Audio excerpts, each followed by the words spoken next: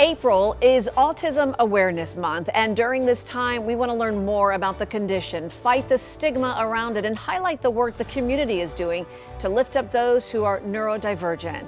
Let's go on the record. You're watching On the Record on WPBF 25. Good morning, and thank you for joining us. I'm Tiffany Kenny. A recent study ranks Florida as the top state in the nation when it comes to autism rates among children. Ranked on a scale of 100, the state scored about an 84.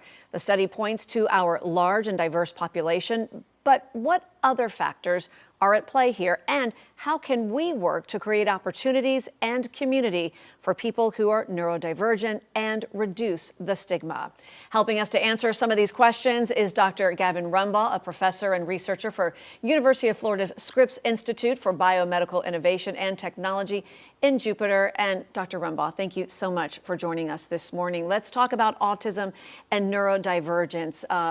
It can present in so many different ways, and a person's abilities can also vary widely. So let's start with what this is and what are some of the characteristics of autism. Yeah, I mean, autism is really difficult. It's a single diagnosis. The current state of the field suggests that there are really many different types of autism. So the way that it presents, the common symptoms that we all know about: social communication disorder, repetitive behaviors, this focus on sameness. So while they may present behaviorally, right, and every patient shows these symptoms, what's going on underneath inside the brain actually can be very different. And so the idea is that there may be different types or subtypes of autism, and those different subtypes of autisms may actually have different biological causes. And so that's why a lot of us think that's why, while the core symptoms are the same, the individual experiences of different kids with autism or different persons with autism can be very different. And so how does a parent, a family member go about getting the right diagnosis? And as far as treatment, is autism something that can or should be treated? And right now I know that you're working on a treatment for a specific genetic cause of autism. Yeah, so there's so much awareness over the years, and the way that we approach scientists and caregivers and all the stakeholders, the way that we talk and think about autism is very different now. So autism is a state of being. And so it's generally accepted that we don't want to cure autism, right? Because autism is part of the person. What you want to do is you want to identify the specific challenges that each individual person with autism has, and to try to understand the origins of specific challenges. So sensory processing, for example, is a major core component of autism. And so sometimes these sensory processing abnormalities can cause tremendous problems with the way that the person might interact with the world and other people. And so, for example, if 5 different persons with autism have sensory processing disorder, even though their ultimate causes of the autism may be unknown, if there were drugs that you could develop that could help specifically with the sensory processing component, you may be able to bring relief to those types of patients. So instead of trying to tackle autism itself, you try to find and understand the mechanisms in the brain that drive the specific challenges, and that's how we approach it in my lab. And that's kind of the treatment that you're looking for, is like that specific genetic cause of autism. What is the work that you're doing in the lab right here in Jupiter? Yeah, so autism can be, while there are different subtypes, there's generally 2 types of autism. So there are what are called the common forms of autism, or sporadic, where the absolute cause is still unknown. So while it's certainly caused by abnormalities in brain function and behavior, the root biological cause is unknown. And that's the majority of cases, as many as 90%. But there's another subset of autisms that are caused by dysfunction of a single gene. And so there may be a dozen or 2 dozen of these individual genes that, when a new mutation pops up in a new birth, and that one copy of that gene doesn't function right, that will lead to a genetic disorder that has autism as a component. And so why that's important is, while it's a small number of overall autism cases, each individual gene can cause tens of thousands of cases around the world.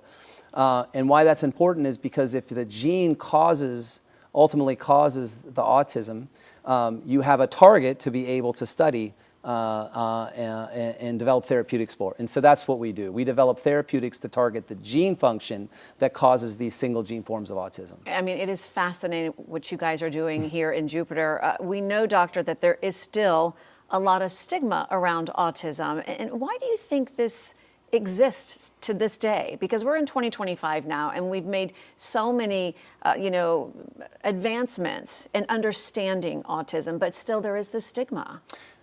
Now we're getting out a little bit of the scientific part of it, but I feel comfortable answering this question.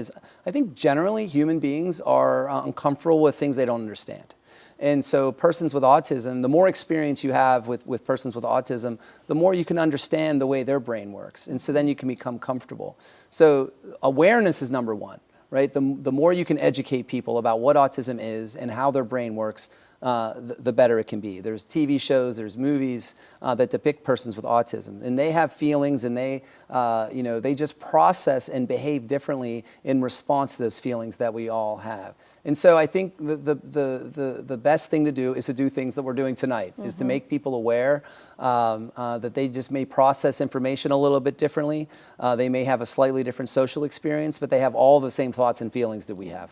And right now, we know that Robert F. Kennedy Jr., the Secretary of Health and Human Services, is saying that he wants to do a 6-month study on autism. He is promising that by September that we will, quote, know what is causing the rise in autism numbers. What do you make of that? I say the more research we do in the causes of autism, the better. I think there's a pretty good understanding of the origins of autism. 60 to 80% of autism in general can be explained by genes, not these single gene disorders I'm talking about, but the collection of what are called common variants that each of us have. That's a part of it, but we don't understand how those genes interact with the environment. And that's one idea that maybe that's where some of this increase in rise of autism is coming. But certainly a large cause of it is going to be awareness, early diagnostics, and the ability for parents to seek care for their kids. Yeah, and you mentioned the CDC study. We were just talking about that before we went on air here, and they talk about awareness. That's one of the reasons why we're seeing this large number of cases. I mean, I'm 51 years old, okay? When I was a 14-year-old, I never heard of autism. I had no idea what it was. I didn't know anyone with autism, right? And now I think in the CDC report, it's 1 in 31 or 1 in 32 persons are diagnosed with it. So I think there were largely, I'm not saying there were just as many people 30 years ago, but I think there were probably nearly just as many people. We just didn't understand what it was. And if you had a problem, if you were neurodiverse, there was nowhere to go. There was no one to seek out. That has completely changed in 30 years. There are surveillance mechanisms all over the place for pediatricians to refer parents and families to specialists all around the country. Yeah, well, thank goodness, and we have scientists like you who are helping get it done. All right, thank you, Dr. Rumbaugh, so much for being with us this morning. Pleasure. Lots more to get to. We are sitting down with the state's first openly autistic attorney, the work she's doing to promote disability inclusion.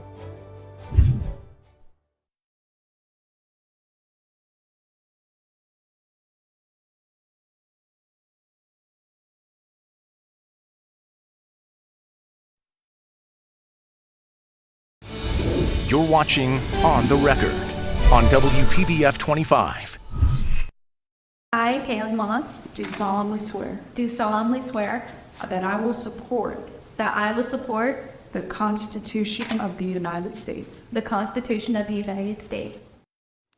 That was the moment Haley Moss made history, becoming the first openly autistic attorney in the state of Florida. And since then, she has zeroed in on increasing disability inclusion in the workplace. And we are lucky enough to have her with us here this morning. Haley, welcome. Good morning. Thank you so much for being here. We want to get right into it because I want to ask you that scene that we just watched of you being sworn in, taking the oath, making history. Take us back to that moment. What was going through your mind when all that was unfolding? Honestly, when it was happening, it was this moment of, I can't believe I made it this far. And it meant a lot to my family. It meant a lot to my law firm at the time. So it was one of those moments that felt like kind of the culmination of a very long journey. I didn't think at all about it being historical or anything like that, though the firm I was at did say it was. And I was just like, really? Like, oh, okay, this is so cool. But I was just really relieved because I knew how much work went into going to law school and passing the bar. And the judge who swore me in ended up speaking about how I was originally a non-speaker or a late speaker and would never take the faculty of speech for granted.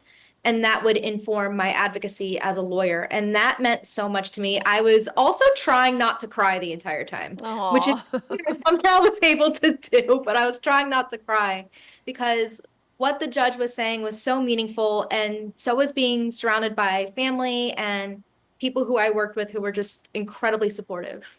Well, that moment was so impactful for so many people. And you just mentioned your advocacy. Let's talk about that because since that day, tell me what you've been focusing on. What kind of work are you doing? Since getting sworn in as an attorney, most of what I've been doing has been more of community-based education and also professional development. I really think it's important that the story really isn't just about an individual. And that was actually how I felt when my story did first gain traction as Florida's first openly autistic attorney. I thought there was a story to be told that was bigger than me, and that story was about the neurodivergent community and the autistic community. A lot of us didn't get those opportunities to go to law school, to go to college, to have gainful, competitive, integrated employment. So the story that I wanted to tell was to make things more accepting and to also build access and accommodation so other people on the spectrum and other neurodivergent people can thrive in the workplace. So many of us are unemployed and underemployed, and I recognize that I have a lot of privilege in that respect. So I really wanted to make sure that we have a better understanding. And a lot of what I do is speaking and different educational workshops. I love people getting to learn because I think so often we look at disability as something that happens to other people that we don't quite understand because if we haven't lived it, we just can't really conceptualize it as well. So I want it to be less intimidating and realize that there's still lots of joy in the journey, that we're still human beings with goals and dreams and aspirations, and we just really want opportunities to thrive. So helping to create. Well, Haley, when it comes to disability inclusion, especially in the workplace, what are some of the biggest hurdles that people have to overcome? Honestly, a lot of the hurdles begin at the interviewing process. When you think about what is in a job description, sometimes we automatically self-select just because there's something as simple as you have to have a driver's license. And there are so many amazing people that I know with intellectual and developmental disabilities who can't drive or won't drive for whatever the reason. That doesn't mean that they're not qualified. It just means that there's an additional hurdle. Maybe we just want to make sure that they are legally able to work and just need a government ID of sorts. That might be something in the application process, or the ability to lift 50 pounds. Maybe that's not as relevant to the job, but somebody might self-select out. The other thing that really happens is interviewing is a huge hurdle because we have this kind of tendency to expect people to act in a very specific way. We expect them to be very enthusiastic. We expect them to be making lots of eye contact. We expect them to have this very prescribed set of answers. And sometimes these very ambiguous questions, like, tell me about yourself, isn't going to yield the answers that recruiters and interviewers are looking for. And they end up thinking this person's not a culture fit so much as they're not, actually qualified, when they're extremely qualified individuals who just don't seem to hit the marks that we're expecting based on societal expectations. Well, I got to tell you, just those two, points that you're making, they are so helpful for someone who might be watching this morning, and all of the work, all the advocacy work you're doing for disability inclusion. It is so impactful, and we thank you for joining us this morning, Haley Moss. We appreciate you, and we look forward to seeing all the things that you'll continue to do with your career. Thank you. Thank you so much. After the break, a local nonprofit working to improve the quality of life for adults living with disabilities. Stay with us.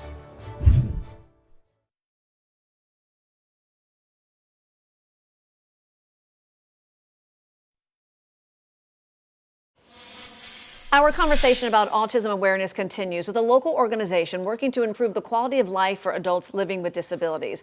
I'm joined now by the founder and president of Passionate Care Services, Michelle Scott, and one of the program's participants, Haley Opper. Welcome to you both. We're so excited to have you here this morning. Michelle, let's start with you. First of all, explain the kind of work Passionate Care Services does for people with developmental disabilities. So we're a licensed skilled home health care agency. We provide in-home care services for individuals of all ages on the autism spectrum and developmental disabilities. And we also have an adult day training program in West Palm, and we just opened a new facility in Boca Raton. Well, talk about the programs that you have, because I understand, we know that the needs of individuals, it varies widely. So especially with people with autism, how do those programs help them, the day programs that you have? So our adult day training program, because we accept all ratios of individuals on the spectrum, we're able to scaffold our program to meet them exactly where they are. So our program helps better their life skills with daytime programs such as our cooking courses, our computers,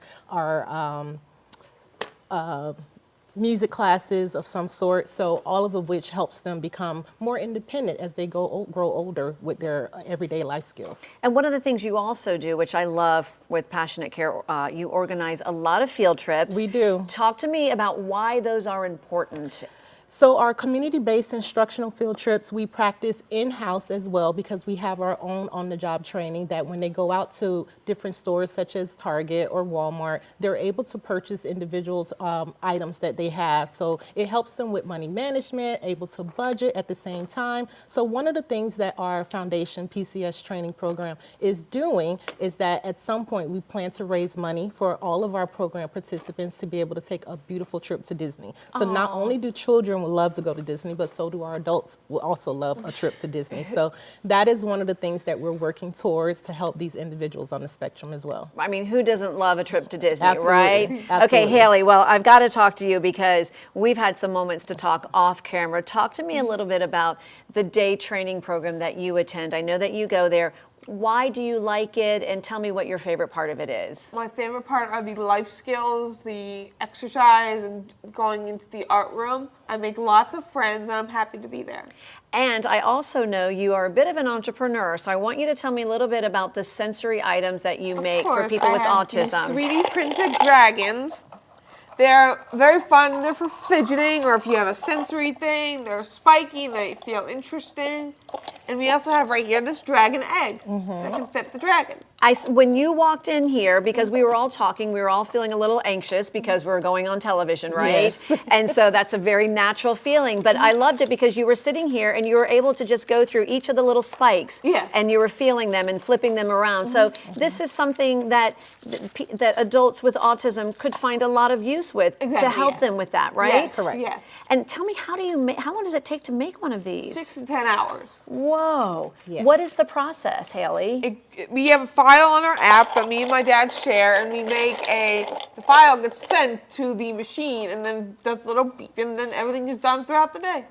And I love it that you have different sizes. Yes, we do.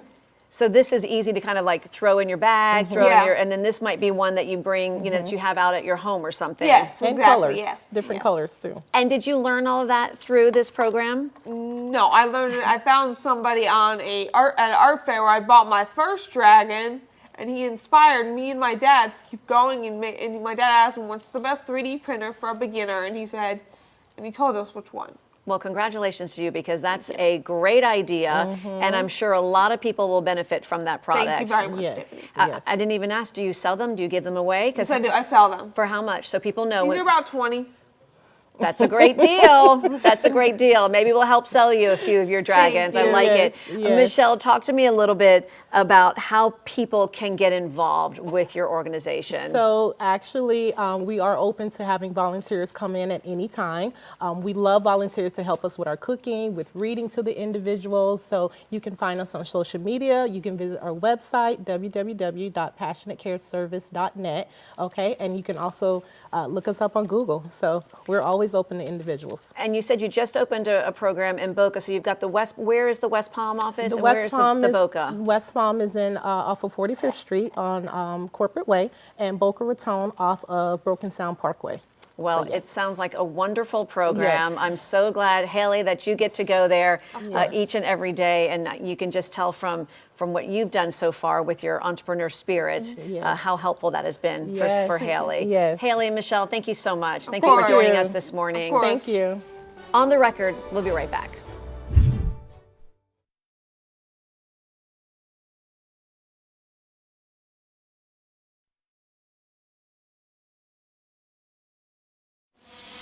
Thank you for making us part of your morning. And as always, we encourage you to be a part of our discussion each and every Sunday right here at 10. Until then, you can watch this morning's On the Record and every episode on our website, WPBF.com, and on our free WPBF 25 News app. Matter of Fact with Soledad O'Brien is next. We'll see you again next Sunday.